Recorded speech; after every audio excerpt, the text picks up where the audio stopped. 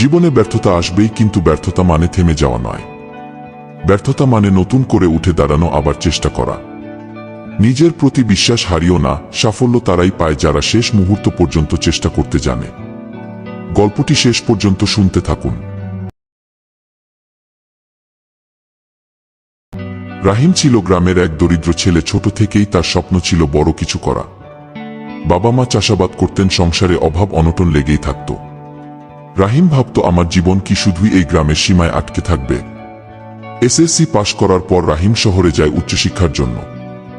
শহরে এসে সে বুঝল, শুধু ইচ্ছা থাকলেই হবে না, এখানে টিকে থাকতে হলে কঠিন পরিশ্রম করতে হবে। রাহিম পার্ট টাইম কাজ করতে শুরু করল। সকালে ক্লাস, বিকালে রেস্টুরেন্টে কাজ, রাতে পড়া।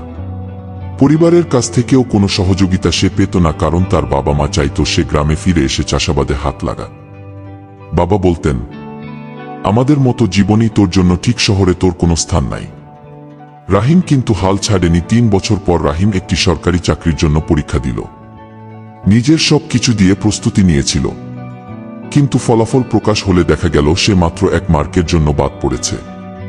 রাহিম ফোনে তার বাবাকে খবরটি বলে। তার বাবা খবরটি শুনে বললেন, আমি তো আগেই বলেছিলাম, তুই শহরের জন্য না, গ্রামে ফিরে আয়। রাহিম ভেঙে পড়ল, হতাশায় ডুবে গেল। সে পড়াশোনা ছেড়ে দেয়, কাজ ছেড়ে দেয়, মানসিকভাবে ভেঙে পড়ে। এই সময়ে রাহিমের একমাত্র বন্ধু ছিল ফারুক। সে তাকে সবসময় মোটিভেট করত। একদিন ফারুক তার কাছ থেকে বড় অঙ্কের টাকা নিয়ে চাকরি দিবে এই প্রতিশ্রুতি দিয়ে। রাহিম তার বাবাকে রিকোয়েস্ট করে জমি বিক্রি করে টাকা জোগাড় করে দিয়েছিল। কিন্তু কিছুদিন পর রাহিম জানতে পারল ফারুক তাকে প্রতারিত করেছে। টাকা নিয়ে সে অন্য শহরে পালিয়ে গেছে। রাহিম ভেবেছিল, বন্ধু বলতে কেউ নেই, আপন বলতে কেউ নেই। জীবন আমাকে বারবার ধোঁকা দিচ্ছে। একদিন রাহিম রেল স্টেশনে বসেছিল। মনে মনে ভাবছিল, হয়তো আজ এই জীবন থেকে বিদায় নেব। ঠিক সেই সময় এক বৃদ্ধ ভিক্ষুক তার পাশে এসে বসল। বৃদ্ধ বলল, তুমি যদি আজ মরে যাও, তুমি কি নিশ্চিত তুমি কখনো চেষ্টা করতে পারবে না? ব্যর্থতা মানে শেষ নয়, ব্যর্থতা মানে শিখে আবার শুরু। আমি তো জীবনের সব কিছু হারিয়ে ভিক্ষা করছি। আমার একটা পা এবং একটা হাত নেই, তবুও আমি বেঁচে আছি, চেষ্টা করছি। রাহিম প্রথমে পাত্তা দিল না, কিন্তু বৃদ্ধ বলল, যদি তুমি নিজের স্বপ্নে বিশ্বাস না রাখো, তাহলে অন্য কেউ কেন বিশ্বাস রাখবে? রাহিম হঠাৎ যেন বিদ্যুৎ চমকের মতো নতুন শক্তি পেল। রাহিম আবার নতুন করে পড়াশোনা শুরু করল।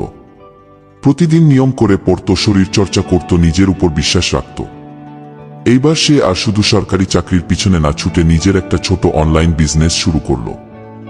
নিজে কাপড় ডিজাইন করত এবং বিক্রি করত। ধীরে ধীরে সে সফল হতে লাগল।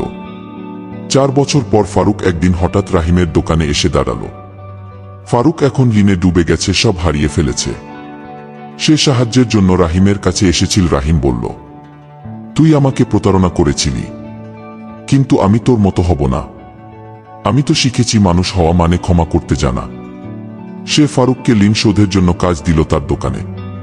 ফারুক অবাক হয়ে বলল, তুই তো অনেক বড় হয়েছিস। রাহিম হেসে বলল, বড় হয়েছি কারণ আমি হাল ছাড়িনি। ব্যর্থতা আমাকে শিক্ষা দিয়েছে, প্রতারণা আমাকে শক্তি দিয়েছে, আর নিজের উপর বিশ্বাস আমাকে জীবন দিয়েছে। জীবন তোমাকে বারবার ফেল করবে, বন্ধুর মুখোশ পরে শত্রু আসবে, পরিবার তোমার স্বপ্ন বুঝবে না, তবুও থেমে যেও না। যদি তুমি নিজের স্বপ্নে বিশ্বাস রাখো, পুরো দুনিয়া তোমার পক্ষে দাঁড়াবে। বন্ধুরা, আমার আজকের এই মোটিভেশনাল গল্পটি আপনাদের কেমন লেগেছে কমেন্ট করে আপনার মূল্যবান মতামত জানিয়ে দিন। নিয়মিত এমন গল্প পেতে লাইক দিয়ে চ্যানেলটি সাবস্ক্রাইব করে আমাদের পাশে থাকুন। ধন্যবাদ।